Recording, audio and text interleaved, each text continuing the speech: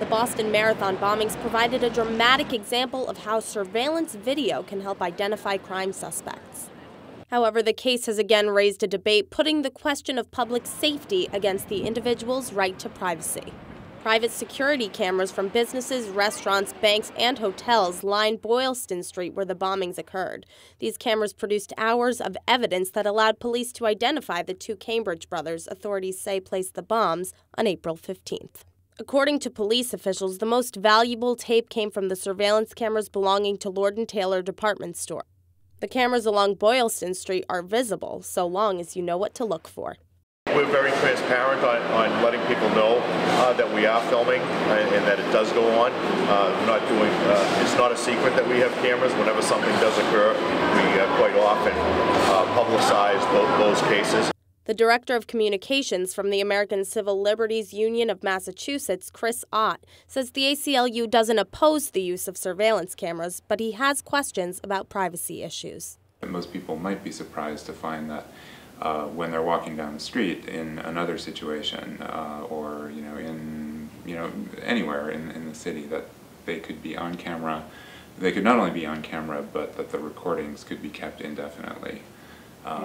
That we think would come as a surprise for a lot of people, and we feel it's very important to strike this balance between security and privacy. Whether or not surveillance cameras are a breach of privacy all depend on who has access to the footage and for how long the tape is in existence, Ott explained.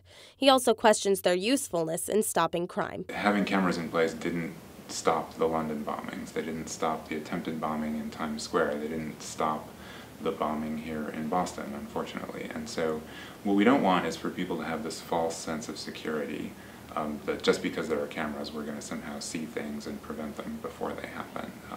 That's just not likely to be the case. Thomas Hoops, a criminal lawyer here in Boston, sides with the ACLU and doesn't see the need for more surveillance cameras. Once we get cameras everywhere, then the police have the incentive to start using it in ways that have nothing to do with bombings, that have nothing to do with crime necessarily. So I think once you start opening the door, then everybody and everything starts to walk through the door, and they don't need to be inside. The Boston Marathon bombings have been compared to the 2005 London subway bombings, where police monitored CCTV cameras were present and produced valuable evidence to find the suspects. Deputy Chief of the Boston University Police Department, Scott Paré, agrees with the strong CCTV surveillance system in London and finds it more efficient.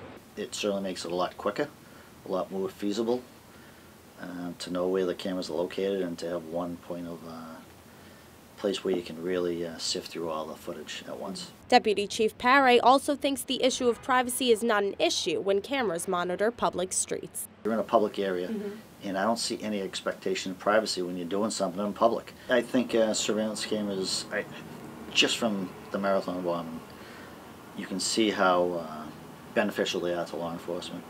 And we don't want to invade anybody's rights or space, but when it comes down to solving cases in such a brutal occurrence that happened, they're very, very helpful to us. The ACLU, on the other hand, disagrees. Surveillance cameras do have the very real potential to take away privacy.